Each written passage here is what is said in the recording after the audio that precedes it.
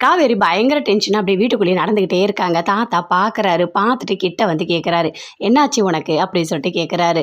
என்ன வாக்கிங் ஏதாவது போக போறியா அப்படின்னு கேட்குறாரு. ஐயோ, வாக்கிங்கா? நமக்கெல்லாம் செட்டே ஆகாது, உடம்பு முடியாது, வாக்கிங்லாம் போகக்கூடாது, எப்பவுமே நம்ம ரெஸ்ட்லேயே இருக்கணும், காலையிலேயே எழுந்து உடம்புக்கு நம்ம கஷ்டத்தை கொடுக்கக்கூடாது அப்படின்னு சொல்லிட்டு காவேரி சொல்கிறாங்க.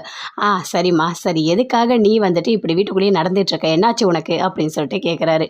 ஏன் இவ்வளோ சீக்கிரம் எழுந்த அப்படின்னு சொல்லிட்டு. அதுவா, ஒன்றும் இல்லை தாத்தா, நான் வாக்கிங் போகிறதுக்காக எழுந்துக்கல, அவர் வாக்கிங் போயிருக்காரு, அங்கே போஸ்டரை பார்த்துருப்பாரு, அதனால தான் நான் இருக்கேன், என்ன நினைக்கிறாரு தெரியல அப்படின்னு காவேரி சொல்கிறாங்க. எனக்கு என்னவோ போஸ்டரை பார்த்தோன்னே எல்லாரும் சேர்ந்து செல்ஃபி எடுத்திருப்பாங்க, அவர் ரொம்ப சந்தோஷமாக அவர் சூப்பர்னு சொல்லியிருப்பாங்க, அதனால தான் இவ்வளோ லேட் ஆகுதுன்னு நினைக்கிறேன், இன்னும் அவர் வரவே இல்லையே அப்படின்னு காவேரி சொல்லிகிட்ருக்காங்க. சரிம்மா, இரு பார்க்கலாம் அப்படின்னு சொல்லிட்டு இருக்காரு தாத்தா. அதுக்குள்ளே வராரு. வந்தவுடனே பயங்கர கோவமாக அந்த போஸ்டரை கையில் எடுத்துகிட்டு வராரு. எடுத்துகிட்டு வந்து திட்டுன்னு திட்டுறாரு. உனக்கு எவ்வளோ தைரியம் இருந்தால் நீ போஸ்டர் அடித்து ஒட்டியிருப்ப, அதுவும் அப்பள விளம்பரத்துக்கு அப்படின்னு சொல்லிட்டு கேட்குறாரு. இல்லை, நான் நல்லா தானே இருக்கேன் அப்படின்னு சொல்கிறாங்க காவேரி. ஐயோ, யார் அது இப்படிலாம் பண்ணி வச்சுருக்காங்க, யாரோ பொறாமல் பிடிச்சவங்க உங்கள் போஸ்டரை கிழிச்சிருக்காங்க அப்படின்னு காவேரி சொல்கிறாங்க. அதை கேட்டோன்னே விஜய்க்கு பயங்கரமாக கோவம் வருது. யார் யார் யார் கிழிச்சா? நான் தான் கிழிச்சேன். நீ எதுக்காக வந்துட்டு என்ன வந்து ஃபோட்டோ எடுத்து ஊர் ஃபுல்லாக இப்படி ஒட்டி வச்சுருக்க? பாருங்கள் தாத்தா, பாருங்கள் எப்படி பண்ணி வச்சுருக்கான்னு பாருங்கள். ஓ, இதுக்கு தான் ட்ராமா போட்டியா? இது டிபியில் வைக்கணும், ஃபோட்டோ எடுக்கணும், நல்லா இருக்கும், இதுக்கு தான் நீ ட்ராமா போட்டியா அப்படின்னு சொல்லிட்டு பயங்கர கோவமாக விஜய் திட்டுறாரு. இல்லைங்க, அதெல்லாம் ஒன்றும் இல்லை, நல்லா தானே இருக்குது, நீங்கள் ஹீரோ மாதிரி இருக்கீங்க, அதனால தான் நான் வந்துட்டு விளம்பரத்துக்காக நான் இந்த மாதிரி பண்ணேன் அப்படின்னு சொல்கிறாங்க காவேரி.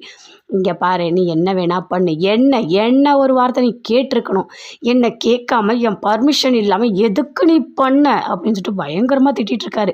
இதெல்லாம் பின்னாடி இருந்து ராகினி பயங்கரமாக பார்த்து ரசிச்சிட்ருக்காங்க, சந்தோஷமாக சிரிச்சிட்ருக்காங்க. அதை விஜய் அப்படியே பார்க்குறாரு. கோவமா, நீ மேலே வா, ரூமுக்கு வா, உடனே வா அப்படின்னு சொல்லிட்டு அப்படியே கோவமாக மாடியில் போகிறாரு. அப்படியே பார்க்குறாங்க ராகினி, பின்னாடியே போகிறாங்க காவேரி. என்ன நல்லா திட்டு வாங்கினியா? ஆமாம், அப்பள விளம்பரத்துக்கா நீ அவரை ஃபோட்டோ எடுத்த? ஐயோ கடவுளை, ஏதோ ஹாலிவுட்டு பாலிவுட்டுன்னு சொல்லியிருந்த, அதெல்லாம் ஒன்றும் இல்லையா அப்படின்னு ராகினி கேட்குறாங்க. இங்கே பாரு, தேவையில்லாதெல்லாம் நீ பேசாத அப்படின்னு காவேரி பயங்கர கோவமாக ராகினியை திட்டுறாங்க. எங்கள் 2 பேருக்குள்ளே நடக்கிறது நீ எதுக்கு இப்படிலாம் பேசிகிட்டு இருக்க? நான் அவருக்கு ஒரு முத்தம் கொடுத்தாலே அவர் ஆஃப் ஆகிடுவார், புரியுதா? புருஷன் பொண்டாட்டியோட பிரச்சனையில் நீ தலையிடாத, அதில் வந்து அப்படியே வந்து குளிர் காயாத, புரியுதா? தூபம் போடாத, உன் வேலையை பார்த்துட்டு போ அப்படின்னு சொல்லிட்டு காவேரி மேலே போகிறாங்க. போம்மா போ, மேலே உனக்கு இருக்குது அப்படின்னு சொல்லிட்டு ரொம்ப சந்தோஷமாக இருக்காங்க. ராகினி மேலே போகிறாரு. ஆமாம், மேலே நீ வரத்துக்கு உனக்கு இவ்வளோ டைம் எடுக்குதா அப்படின்னு சொல்லிட்டு கேட்குறாரு. இல்லை, கொஞ்சம் நேரம் பேசியிருந்தேன் தாத்தா கிட்ட, பேசிகிட்டு இருந்தியா? ஆமாம், உனக்கு கொஞ்சம் கூட அறிவே கிடையாதா? ஒருத்தவங்களோட ப்ரைவசி அது எவ்வளோ முக்கியம் தெரியுமா? நீ எதுக்காக என்ன கேட்காம எடுத்த? ஏங்க, அப்பள விளம்பரத்துக்கு உங்களை எடுத்துட்டேன்னு ரொம்ப சீப்பாக நினைப்பாங்கன்னு நினைக்கிறீங்களா அப்படின்னு காவேரி சொல்கிறாங்க. இங்கே பாரு, அப்பள விளம்பரத்துக்கு எடுத்ததுக்காக நான் சீப்பாக நினைப்பாங்கன்னு நினைக்கல, ஆனால் நீ என்ன கேட்காம என்னோட பர்மிஷன் இல்லாமல் நீ எதுக்காக எடுத்த அப்படின்னு சொல்லிட்டு விஜய் பயங்கரமாக திட்டிகிட்ருக்காரு. இல்லைங்க, தப்பு தான், புருஷன் பொண்டாட்டி உறவா? புருஷன் பொண்டாட்டியாகவே இருந்தாலும் நீ இப்படி என்னை கேட்காம பண்ணக்கூடாது அப்படின்னு சொல்கிறாரு விஜய். இல்லை, இது கான்ட்ராக்ட் கல்யாணம் தான், எனக்கு தெரியும், ஒரு ஃப்ரெண்டு மாதிரி நீங்கள் என்கிட்ட ஒரு அன்பாக பழகிட்டுருக்கீங்க, அதனால தான் நான் எடுத்தேன் அப்படின்னு சொல்கிறாங்க காவேரி. என்னது கான்ட்ராக்ட் கல்யாணமா? நான் ஒரிஜினலாகவே கல்யாணம் பண்ணால் கூட ஏன் பர்மிஷன் இல்லாமல் நீ பண்ணக்கூடாதுன்னு சொல்லிகிட்டு இருக்கேன். ஊரெல்லாம் போஸ்டர் அடித்து ஒட்டி என்னை அசிங்கப்படுத்தியிருக்கேன், எனக்கு அவமானமாக இருக்காது? வெளியே நான் எப்படி தலை காட்ட முடியும்? எதுக்கு இப்படிலாம் பண்ண அப்படின்னு சொல்லிட்டு பயங்கரமாக திட்டிகிட்ருக்காரு. இங்கே பாரு, எனக்கு வர கோவத்துக்கு பயங்கரமாக கடுப்பாக இருக்கும், உன்னை பார்த்தாலே அவ்வளோ கோவம் வருது, நீ பண்ண வேலைக்கு எனக்கு என்ன பட்டத்தை எனக்கு தெரியல அப்படின்னு சொல்லிட்டு பயங்கரமாக திட்டுறாரு. காதை அப்படியே மூடிக்கிறாங்க காவேரி. இதெல்லாம் நீ பண்ணுறதுலாம் தப்பு, நீ செஞ்சது தப்பு, என்னை கேட்காம ஏன் பண்ணன்னு சொல்லி பயங்கரமாக திட்டுறாரு. காதை அப்படியே மூடிட்டே வெளியே வராங்க. தாத்தா இருக்காரு. என்னம்மா ஆச்சு அப்படின்னு சொல்லிட்டு கேட்குறாரு. ஐயோ தாத்தா, அவர் என்ன பண்ணுறாரு தெரியுமா? எப்படி பேசுகிறாரு தாத்தா, எனக்கு ரொம்ப கஷ்டமாக இருக்குது. அவர் என்னென்னவோ ப்ரைவசின்றாரு, என்னோட பர்மிஷன் இல்லாமல் ஏன் பண்ணன்றாரு, எனக்கு அவமானம் அசிங்கன்றாரு. அப்பப்பப்பப்பா தாத்தா, என்னால் தாங்கவே முடியல அவர் பேசுகிறத. உங்கள் பொண்ணு அவரை பெற்றாங்களா இல்லை செஞ்சாங்களா? இப்படி பண்ணுறாரு இவரோட அப்பா, எனக்கு எப்படி இருந்து தெரியுமா? இங்கே பாருங்கள் தாத்தா, காதுலேருந்து ரத்தமே வருது, அவர் பேசி என் காது எப்படி ஆயிடுச்சுட்டு பாருங்கள் அப்படின்னு சொல்லிட்டு காவேரி சொல்லிகிட்ருக்காங்க. இதை எல்லாத்தையுமே அப்படியே ராகினி பார்க்குறாங்க. பார்த்துட்டு ரொம்ப சந்தோஷமாக சிரிச்சிட்ருக்காங்க. பாட்டி சமையல் ரூமில் இருக்காங்க, சமைச்சிட்டே இருக்காங்க. அப்போ ராகினி அங்கே போகிறாங்க. போயிட்டு அப்படியே நிற்கிறாங்க. என்னம்மா வேணும் உனக்கு அப்படின்னு சொல்லிட்டு பாட்டி கேட்குறாங்க. எனக்கா, எனக்கு வந்துட்டு ஒரு காஃபி வேணும் அவருக்கு அப்படின்னு சொல்கிறாங்க. ஓ, காஃபியா அஜய்க்கா, சரி நான் இப்போ போட்டு தரேன், இனிமேல் நீயே காஃபி போட்டுக்கோ சரியா, நீ போட்டு உன்னோட புருஷனுக்கு கொடு, அதுதான் நல்லா இருக்கும் அப்படின்னு பாட்டி சொல்லிட்டு இருக்காங்க. இவங்க வேற, இவங்க கிட்ட போட்டு கொடுக்கலான்னு நான் வந்தால் என்னையே வேலை செய்ய சொல்கிறாங்க அப்படின்னு சொல்லிட்டு ராகினி பயங்கர கோவமாக அப்படியே மனசுக்குள்ளேயே நினச்சிட்டு இருக்காங்க. சரி பாட்டி, சரி சரி நான் போட்டுக்கிறேன் அப்படின்னு சொல்லிட்டு இருக்காங்க. இல்லை உங்ககிட்ட ஒன்று சொல்லணும் அப்படின்னு ராகினி சொல்கிறாங்க. சொல்லுமா என்ன அப்படின்னு சொல்லிட்டு கேட்குறாங்க. உங்களுக்கு ஒன்று தெரியுமா, அப்பள விளம்பரத்தில் உங்கள் பேரனை அந்த காவேரி ரொம்ப அசிங்கப்படுத்திட்டா அப்படின்னு ராகினி சொல்கிறாங்க. அதை கேட்டோன்னே பயங்கரமாக ஷாக் ஆகுறாங்க பாட்டி. ஏன் என்ன ஆச்சு அப்படின்னு சொல்லிட்டு கேட்குறாங்க. ஒன்றும் இல்லை, அவங்க அம்மா செய்கிற அந்த அப்பளம் இருக்குல்ல, அந்த விளம்பரத்தில் உங்கள் பேரனுக்கே தெரியாமல் உங்களோட பேரனோட ஃபோட்டோவை எடுத்து ஊர் ஃபுல்லாக போஸ்டர் அடித்து ஒட்டி வச்சுருக்காங்க அப்படின்னு ராகினி சொல்கிறாங்க. அதை கேட்டோன்னே பாட்டிக்கு பயங்கரமாக கோவம் வருது. அது மட்டும் இல்லை, அதுக்காக விஜய் மேலே கூப்பிட்டு காவேரி என்னால் திட்டுன்னு திட்டிகிட்டு இருக்காரு. பெரிய சண்டையே நடக்குது அப்படின்னு ராகினி சொல்கிறாங்க. ஐயோ அப்படின்னு சொல்லிட்டு பாட்டி அப்படி யோசிச்சுட்டு இருக்காங்க. ராகினி வெளியே வராங்க. அப்பா ஒரு வழியாக போட்டு கொடுத்துட்டோம், இனிமேல் எல்லாமே நல்லபடியாக நடக்கும் அப்படின்னு வெளியே வராங்க. அப்போ தாத்தாவும் காவேரியும் பேசிகிட்டு இருக்கத அப்படியே ராகினி பார்த்து சிரிச்சிட்டு இருக்காங்க.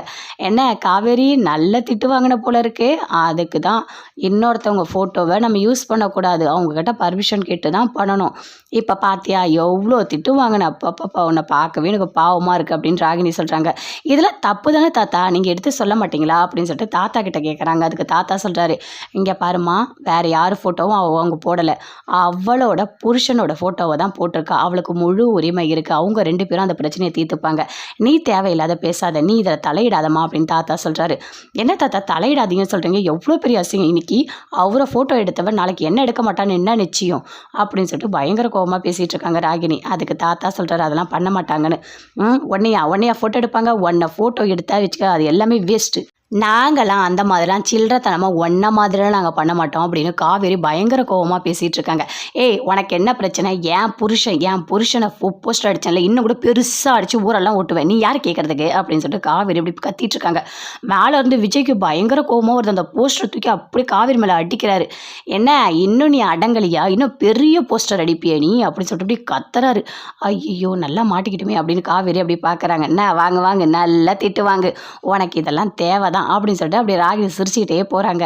ஐயோ என்ன தாத்தா, இந்த ராகினி கிட்ட பேசிகிட்டு இருந்தால் மேலேருந்து அவர் பார்த்துட்டாரு, பெரிய போஸ்டர்னு சொன்னேன்லம்மா, அதான் அவனுக்கு கோவம் வந்துடுச்சு, அதான் அவன் இப்படி ரியாக்ட் பண்ணியிருக்கான், என்ன பண்ண போகிறேனே தெரியலையே அப்படின்னு தாத்தா சொல்கிறாரு. ஐயோ தாத்தா, நான் எப்படி தாத்தா சமாளிப்பேன், அவர் பயங்கரமாக கோவப்படுவாரே, நான் என்ன பண்ண போகிறேன்னு எனக்கு தெரியலையே அப்படின்னு காவேரி சொல்கிறாங்க. இங்கே பாருமா, நல்லா தெரிஞ்சுக்கோ, நீ பண்ணதுக்கு நீ தான் அதை சரி பண்ணணும், அவன் ஒன்றும் அந்த அளவுக்கு ரொம்ப கோவப்படுறான் இல்லைம்மா, நீ கொஞ்சம் பொறுமையாக பேசு, கண்டிப்பாக அவனை சரி பண்ணிடலாம் அப்படின்னு தாத்தா சொல்கிறாரு. தாத்தா ஒரு வாட்டி மேலே போய் அவர்கிட்ட திட்டு வாங்குது, எனக்கு காது வலிக்குது தாத்தா, இன்னொரு வாட்டிலாம் நான் போக மாட்டேன் அப்படின்னு சொல்லிட்டு காவேரி சொல்கிறாங்க.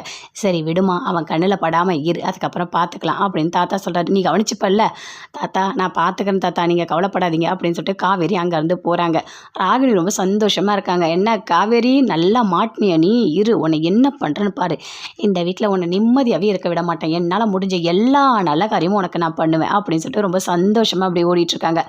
பாட்டி வராங்க. வந்தவொடனே காவேரியை கூப்பிட்றாங்க. கூப்பிட்டு கேட்குறாங்க, என்ன பண்ணி வச்சிருக்க நீ, எதுக்காக நீ வந்துட்டு இவனோட ஃபோட்டோவை யூஸ் பண்ண, என் பேரனா உனக்கு என்ன இலக்காரமாக இருக்கா, எதுக்காக ஊரெல்லாம் ஒட்டி வச்சிருக்கா, அதுவும் உங்கள் அப்பள விளம்பரத்துக்கு, நீ பண்ணது எவ்வளோ பெரிய தப்பு தெரியுமா அப்படின்னு சொல்லிட்டு பாட்டி பயங்கரமாக திட்டுறாங்க காவேரியை. இல்லை நான் வேணும்னு பண்ணலை, அழகாக இருக்காரு அதனால தான் பண்ணேன். ஆமாம் என் பேரன் அழகாக இருந்தால் உனக்கு என்ன பிரச்சனை, நீ எதுக்காக இதெல்லாம் பண்ண, அவனுக்கு எவ்வளோ கஷ்டமாக இருக்கும், நாளைக்கு அவன் எப்படி வெளியே போவான், எல்லாரும் கேட்க மாட்டாங்களா, எதுக்காக அப்பள விளம்பரத்துக்கு நீங்கள் அடிச்சிருக்கீங்களான்னு சொல்லிட்டு, நீ எதுக்காக இதெல்லாம் பண்ணிகிட்டு இருக்க, நீ வந்ததுலேருந்து எங்களுக்கு நிம்மதியே கிடையாது, ராதா விட்டு போனால் நிம்மதி சுத்தமாக எங்களுக்கு இல்லை, என்னென்ன பண்ண போறியோ தெரியல, நீ கல்யாணம் பண்ண 3 நாள்லேருந்து என் பேரனை ஒரு சந்தோஷமாகவே நீ வச்சுக்கல, அவன் ரொம்ப தினம் ஏதாவது ஒரு பிரச்சனையை கொண்டு வந்து வச்சுட்டே இருக்கேன், வீட்டில் நிம்மதியே கிடையாது அப்படின்னு சொல்லிட்டு பாட்டி பயங்கரமாக கோமா திட்டிட்டு அங்கேருந்து போகிறாங்க.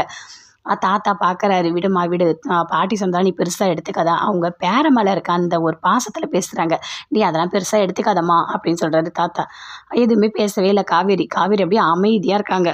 விஜய் காவேரி 2 பேருமே சேர்ந்து ஆஃபீஸ் போகிறாங்க. போகிற வழியில் பார்க்குறாங்க. பார்த்துட்டு சொல்கிறாங்க எல்லாருமே, நீங்கள் அப்பள விளம்பரத்தில் நடிச்சிங்கல்ல, சூப்பராக இருக்குது அப்படின்னு சொல்லிட்டு இருக்காங்க. இங்கே பாரு, வர்ற கோவத்துக்கு என்ன பண்ண போகிறேன்னு பாரு, ஊரெல்லாம் போஸ்டர் அடித்து ஒட்டி வச்சுக்கிறா, போகிற வழியெல்லாம் ஒட்டி வச்சிருக்கா, ஐயோ கடவுளே அப்படின்னு சொல்லிட்டு அப்படியே கார் ஓட்டிகிட்டே போகிறாரு. ஐயோ என்ன இவ்வளோ டென்ஷனாக இருக்காரு, போகிற வழியெல்லாம் என்ன நடக்கும்னு தெரியலையே, ஆஃபீஸில் என்ன நடக்க போகுதுன்னு தெரியலையே அப்படின்னு சொல்லிட்டு காவேரி டென்ஷனாக வராங்க. உள்ளே வராரு. வந்தவொடனே எல்லா ஆஃபீஸ் ஸ்டாஃபும் வராங்க. வந்து கை கொடுக்குறாங்க. சூப்பர் சார், அப்பள விளம்பரத்தில் நல்லா நடிச்சிருக்கீங்க, நல்லா இருக்கு அப்படின்னு சொல்லிட்டு. இன்னும் இதுக்கு மேலே என்ன அப்பளத்தை பற்றி யாராவது கேட்டாங்க, நீ என்கிட்ட செத்த அப்படின்னு சொல்கிறாரு. அப்படியே உள்ளே போகிறாரு. போனோடனே இன்னொருத்தவங்களும் கேட்கறதுக்காக வராங்க.